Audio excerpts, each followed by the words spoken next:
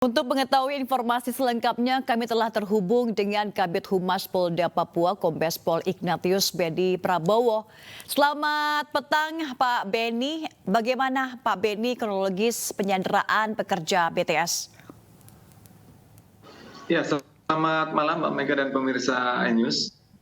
Ya, terkait dengan kronologis bisa saya jelaskan bahwa memang ada rencana dari Kadiskominfo Kabupaten Pegunungan Bintang ya, Provinsi Papua Pegunungan, Bapak Alverius Sanuari itu mendatangi distrik Okbab terkait adanya permasalahan pembayaran upah kerja, kalau tidak salah seperti itu yang kami dapat keterangannya. Nah, itu pada pukul 8.30 ya, waktu Indonesia bagian timur, mereka menggunakan pesawat charter menuju ke distrik Okbab dari lapangan terbang atau Bandara Oksibil. Ke-6 orang tersebut, yaitu Alverius Sanuari, Kadiskominfo bersama dengan staf dari PT IBS yang memang menggarap proyek pembangunan BTS, Pak Benyamin Sembiring, kemudian ada Asmar, juga staf IBS dan Pak Ferry, staf IBS juga, kemudian PA Skulka, pegawai staf distrik Okbab, dan Senius Lapitalen itu penumpang tujuan Jayapura Transit distrik Okbab. Baik, nah, ya. Kemudian mereka tiba di Okbab, didatangi oleh 5 orang. Kemudian pesawat disuruh meninggalkan distrik Okbab ya. Nah, mereka kemudian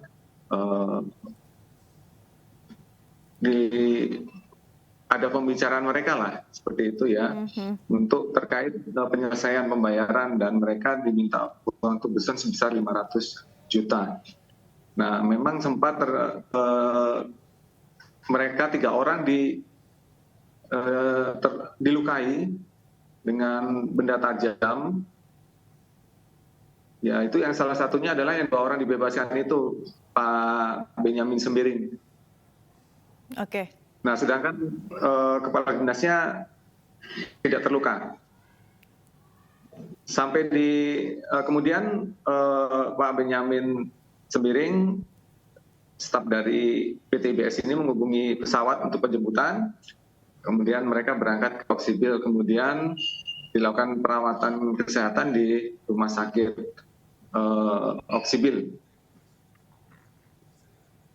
Nah, 4 orang yang masih ditahan di sana terkait dengan benda yang mereka, atau ini ya, uang tebusan yang mereka minta sebagai jaminan, demikian. Namun kedua orang lainnya yang terluka itu sudah infonya diberikan perawatan kesehatan di klinik kesehatan ya, atau puskesmas di Okbab. Oke, baik. Pak Beni, artinya bahwa saat ini masih ada 4 pekerja yang disandra dan sebelumnya ada 2, artinya ada 6 pekerja begitu ya disandra. Apakah sudah ada pernyataan dari KKB mereka lah yang bertanggung jawab atas penyanderaan ini, Pak Beni? Sementara dari kami pihak kepolisian masih mendalami terkait 5 orang yang melakukan penyanderaan tersebut. Karena kita belum dapat mengidentifikasi dari keterangan yang diberikan oleh Kadiskominfo, mereka adalah siapa-siapa ini yang saat ini masih kita dalami. Jadi kita belum bisa menentukan apakah mereka merupakan bagian dari KKB kelompok siapa atau pimpinan dari kelompok KKB siapa. Demikian. Iya, Pak, kita melihat bahwa memang ini terjadi di distrik Okbab, Kabupaten Pegunungan Bintang, Papua. Dan ternyata memang 6 pekerja ini tanpa adanya pengawalan dari petugas kepolisian ataupun memang TNI. Berarti artinya ini memang distrik Okbab ini menjadi operasi baru di daerah tersebut, Pak Beni? Eh, jadi bisa saya jelaskan di Iya. sini, distrik Okbar merupakan salah satu distrik di wilayah Pegunungan Bintang, Kabupaten Pegunungan Bintang ya, di Provinsi Papua Pegunungan, yang tidak ada aparat keamanan di sana atau tidak ada baik pos polisi maupun militer.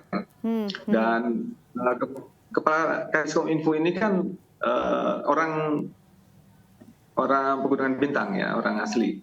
Jadi mereka merasa dari PTIBS bekerjasama dengan Kadiskominfo ini, mereka turun ke lapangan, itu memang dijamin keamanan gitu. Artinya kegiatan mereka itu aman, tanpa dikawal oleh aparat keamanan baik TNI maupun Polri. Nah, inilah yang miskomunikasi atau kurangnya koordinasi dengan aparat keamanan. Iya, baik.